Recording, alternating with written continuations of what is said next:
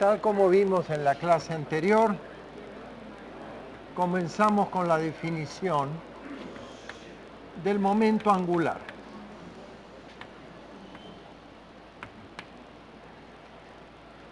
Vimos que, así como habíamos definido el momento lineal como el producto de la masa por la velocidad, y que en términos del momento lineal, la suma de las fuerzas aplicadas era igual a dP a dt para una partícula, el momento angular para una partícula lo definimos como R vector P, con toda la significación que tiene el producto vectorial. O sea, el momento angular va a ser un vector que es perpendicular al plano determinado por R y por P. Ese vector se va a anular cuando el momento lineal esté en la dirección de R, o sea, cuando la velocidad sea radial. Y vimos que en términos del momento lineal, el torque de una fuerza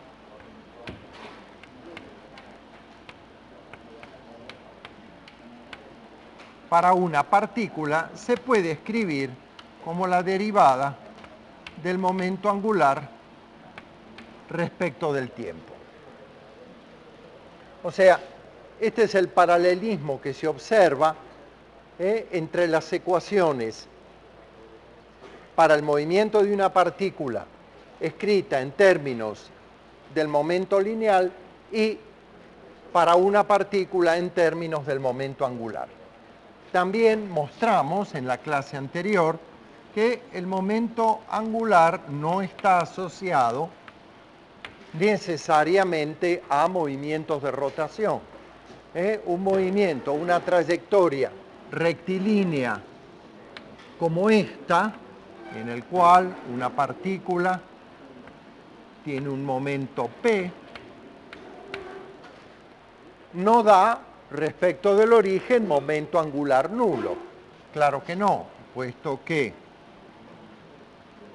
siendo R el vector posición de esa partícula, el momento angular L igual R vector P, como R y P son dos vectores que están en el plano XY, necesariamente L va a estar en la dirección perpendicular. Entonces, si a R lo traslado acá y pongo los orígenes juntos, R vector P da un giro tal que la dirección del momento angular resultante penetra en la pizarra, o sea, está en la dirección menos z, que es lo mismo que decir menos k, y el módulo será el producto vectorial, el que corresponde al producto vectorial de estos dos vectores, que es el módulo de R por el módulo de P, por el seno del ángulo que forman R y P, Pero ese seno, el seno de ese ángulo, es igual al seno de este ángulo, pi menos teta, y por ser opuesto por el vértice es igual a este, y el R por el seno de este ángulo da esta distancia y, o sea que ese momento angular es igual a menos K P en módulo MB R seno de teta, que es Y, que obviamente no es nulo. Es un ejemplo que estoy haciendo para mostrar cómo calcula el momento angular de una partícula en un movimiento rectilíneo. Tiene un momento angular no nulo respecto del origen de coordenadas.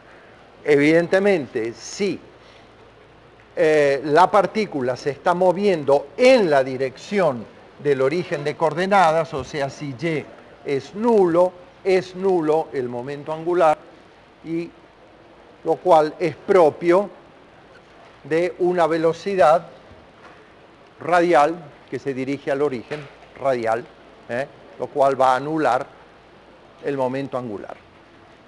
Muy bien, entonces, definimos el momento angular para una partícula. Luego consideramos los sistemas de partículas y dijimos, para un sistema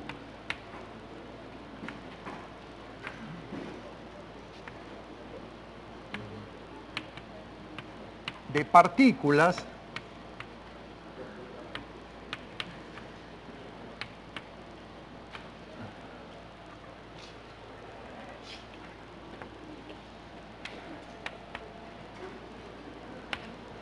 yo voy a dibujar solamente dos.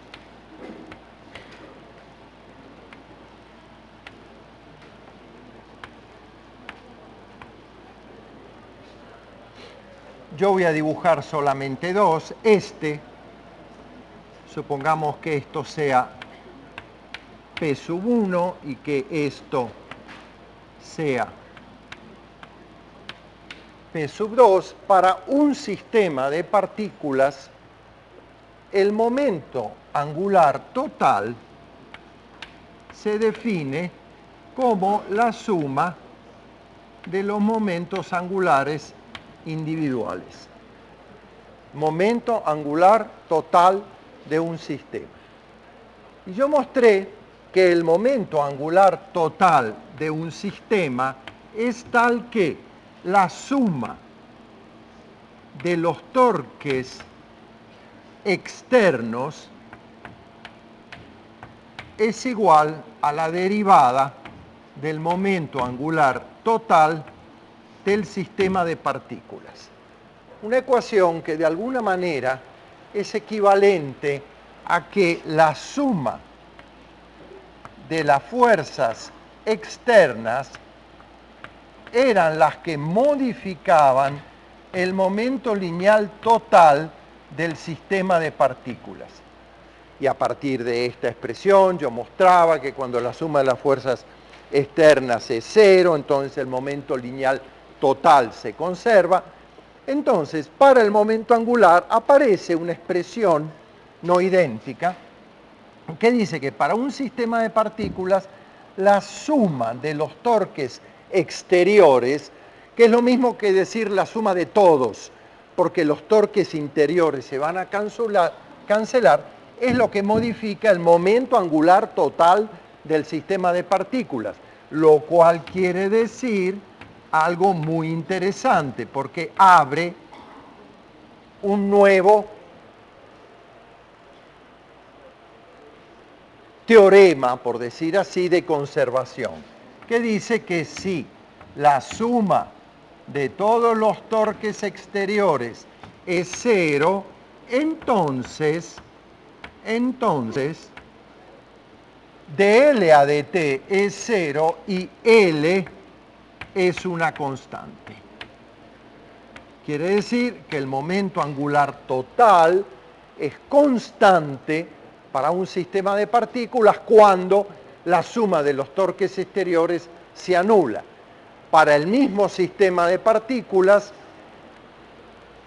el momento total es constante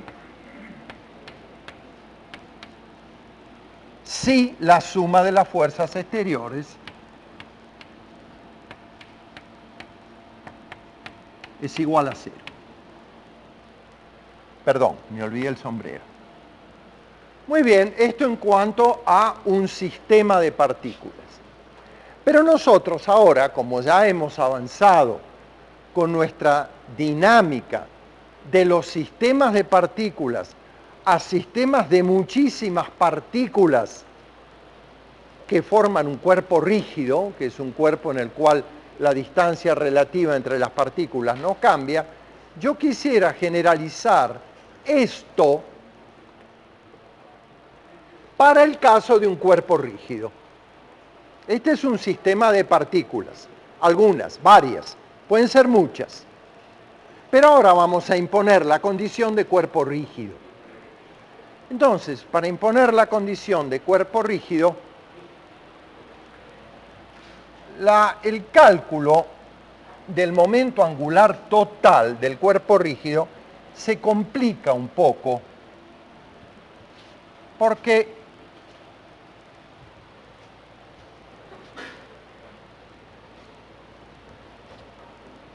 el movimiento general de un cuerpo rígido puede, en principio, ser complicado. Entonces, yo lo voy a simplificar, fue lo que yo quise hacer. La clase anterior hubo un error porque me confundí en un triple vectorial y dudé mientras lo estaba haciendo si lo hacía con detalle y rigurosamente o si lo hacía de manera así cocinera intuitiva como lo hacen los libros y entonces no quedó claro, entonces lo voy a repetir. Entonces, ahora voy a calcular el momento angular total de un cuerpo rígido.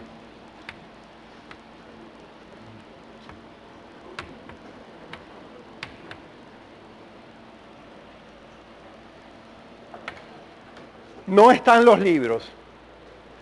Es una cosa que normalmente los libros de este nivel no se quieren meter. Por supuesto que está en cualquier texto elemental de mecánica. La cosa es así, yo tengo un cuerpo rígido que está rotando y uno de sus puntos, uno en particular,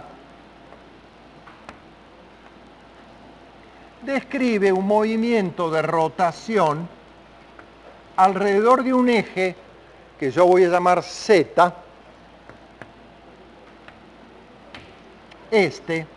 y como rota alrededor de Z, el vector velocidad angular, perdón, esto yo no sé hacerlo en cualquier orden. Como rota alrededor de Z, el vector velocidad angular está en la dirección del eje Z, omega. Esto está rotando así, y un punto cualquiera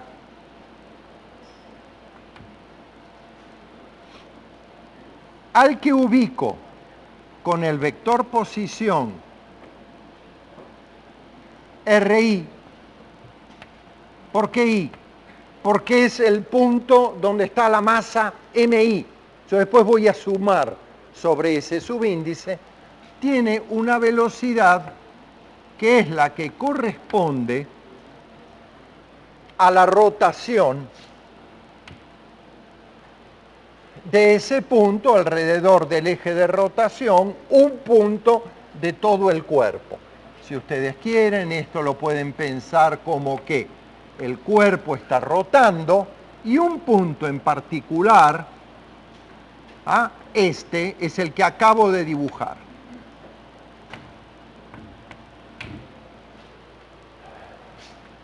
Todo el cuerpo está rotando alrededor del eje Z y yo ahora selecciono el movimiento de un punto.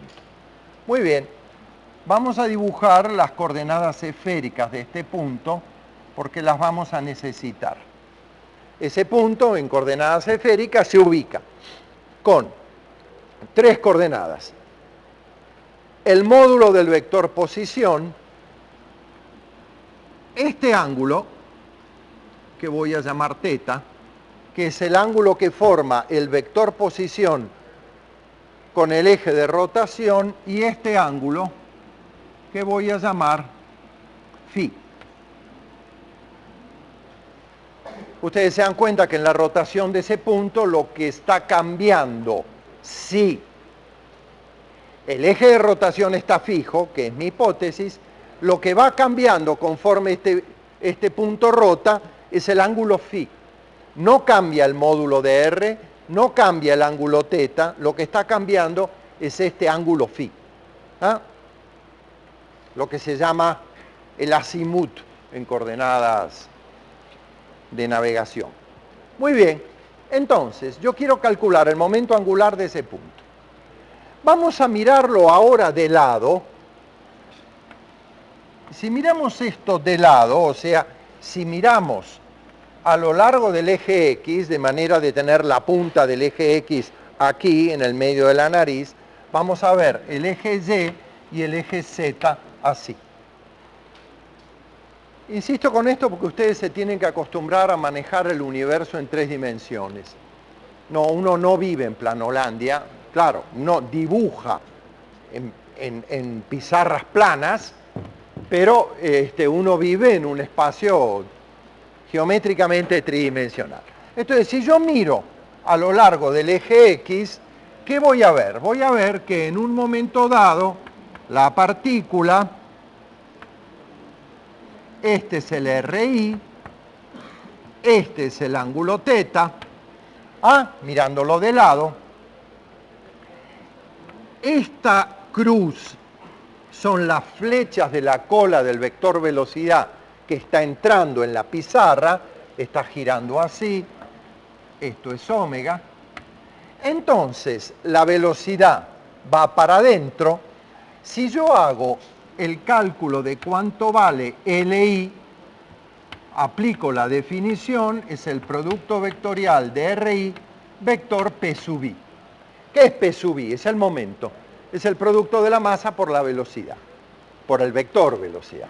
Entonces, como el vector P está entrando en la pizarra, R vector P, R vector P va a dar un vector L que va a ser perpendicular a R y perpendicular a P. O sea, va a ser un vector así. Eso es L de la partícula I. Quiere decir que cuando esto esté rotando, el momento angular de L, que acompaña a la partícula, va a ser un vector que siempre tiene una componente paralela a la dirección de rotación y una componente perpendicular a la dirección de rotación. Y eso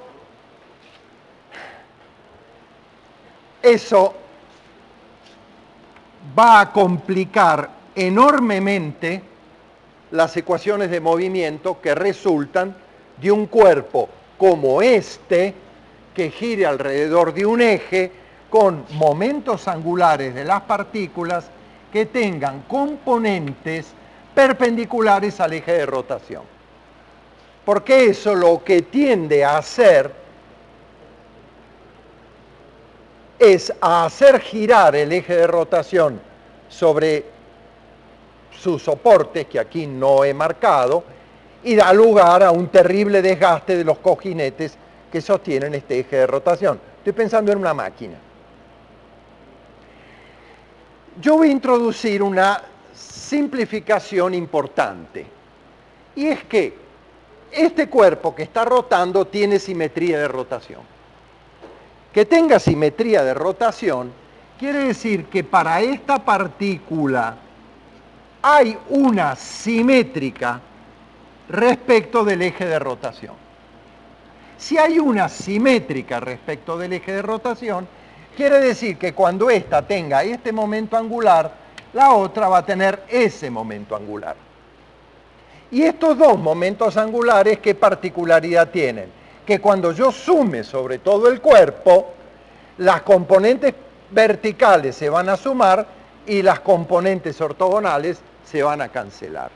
Y entonces el momento angular total solo va a tener componente en la dirección vertical.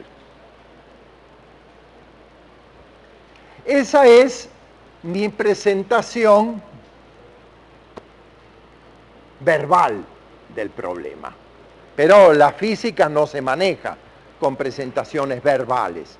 Uno visualiza qué es lo que va a ocurrir, pero las cuentas tienen que dar. Entonces voy a hacer las cuentas a ver cómo queda el momento angular total de un rígido en rotación, pero no un rígido cualquiera, un rígido con simetría. Por ejemplo,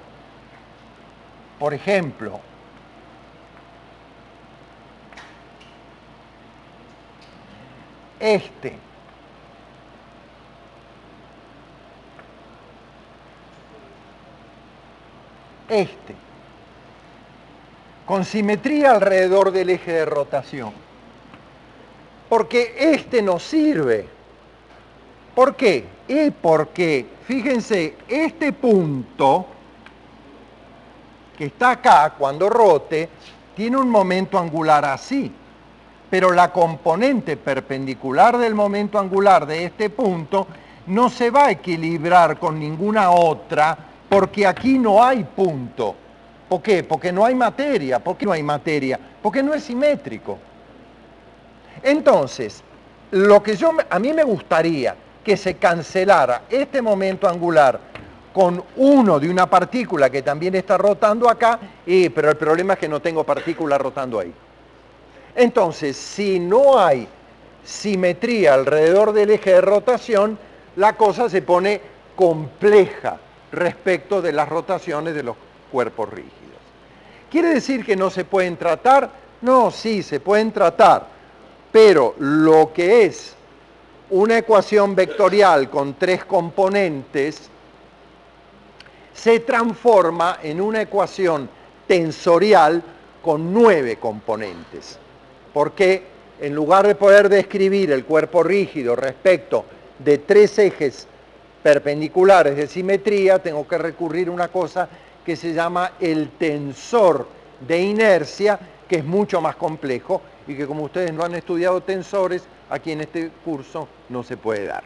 Pero conviene precisar por qué tengo que recurrir a cuerpos con simetría de revolución alrededor del eje. Muy bien, ahora voy a hacer las cuentas. Ahora que me doy cuenta que estoy buscando, ahora voy a hacer las cuentas. Les quiero recordar que me van a tener que creer o buscar, bueno, no, creer no. Me van a tener que aceptar que el triple producto vectorial, o sea, el producto vectorial de A con B vector C, cuando uno lo desarrolla y hace las cuentas, demuestra que esto es igual a escalar C en la dirección de B menos A escalar B en la dirección de C. Quiere decir, yo me voy a encontrar ahora con este triple vectorial y voy a utilizar esta expresión. Obviamente esto es un vector, porque es el producto vectorial de un vector con el producto vectorial de 2, que es un vector. Vector, vector da vector. Esto es un escalar multiplicado por un vector, esto es un escalar multiplicado por un vector. Muy bien, entonces vamos a hacer esta cuenta. Esta cuenta queda R vector P sub I, o sea, MI, la masa de R y vector V sub I, donde V sub I es la velocidad de la partícula I. Esto es lo mismo que escribir MI por RI vector la velocidad de esta partícula. Pero la velocidad de esta partícula no es cualquiera, puesto que como todo está girando con velocidad angular omega, la velocidad de esta partícula es omega vector RI. Esto es una cosa que demostramos cuando empezamos a estudiar el rígido, ¿verdad? El vector omega vectorial RI da la velocidad de esta partícula, que tiene módulo omega rho sub I, y el rho sub I es RI seno de teta, propio de este producto vectorial. Ok, entonces, esto es omega vector RI. Ok, y aquí necesito desarmar este triple producto vectorial. Eso es igual a MI por el primero por el último, escalar, RI escalar RI, en la dirección del medio, que es omega, menos el primero por el segundo, RI omega, RI escalar omega, en la dirección del tercero, que es RI. Ok. A ver, ¿qué me da eso? LI es igual a la masa de la partícula I por R escalar R, es el módulo de R al cuadrado, multiplicado por el vector omega, que está en la dirección de K. O sea, R cuadrado I por omega escalar en la dirección del vector K. Omega en la dirección de K. Menos, ¿qué es esto? Esto es el producto escalar de R con omega. El producto escalar es el producto de los módulos por el coseno del ángulo comprendido. No es un vector. Como su nombre lo indica, es un escalar. O sea, el producto escalar de omega con R es el producto escalar de este vector por R, o sea, va a ser el módulo de omega por el módulo de R por el coseno del ángulo que forman, menos omega R por el coseno del ángulo que forman, que lo llamé teta. Y creo que ahí me equivoqué al desarmar este producto escalar, creo, no me acuerdo, en la clase anterior. Deberíamos borrar esa parte, Jorge, porque metí la pata ahí. Ok, entonces, este producto escalar va producto el vector posición. Bueno, pero el vector posición tiene módulo R en la dirección radial. Este R con sombrero es un vector unitario en la dirección radial. Y este R, esto es un escalar, da R cuadrado. Entonces esto me queda, MI, ya está, prácticamente ya está cocinado. RI al cuadrado por omega en K. Bueno, K con este sombrero y con esto es lo mismo. K es un vector unitario en la dirección del eje Z. En realidad debería llevar el sombrero de unitario. Menos, esto es un número real, esto es un número real, esto es un número real, esto es un número real. Porque este es el módulo del vector. R por R da R cuadrado. Omega R cuadrado, siempre omega RI, el de la partícula I, por R, por el coseno, perdón, por este vector unitario R. Ahora bien, ese vector unitario R, ¿dónde está? Y está acá, es este. Es un vector de módulo 1, es un vector de módulo 1 en la dirección radial. O sea, sus coordenadas esféricas son teta phi. Muy bien. Quiere decir que este vector unitario tiene una componente en z. ¿Cuánto vale la componente z de este vector unitario? Su módulo por el coseno de teta, que es lo que lo proyecta al eje z. Entonces lo voy a escribir ahí.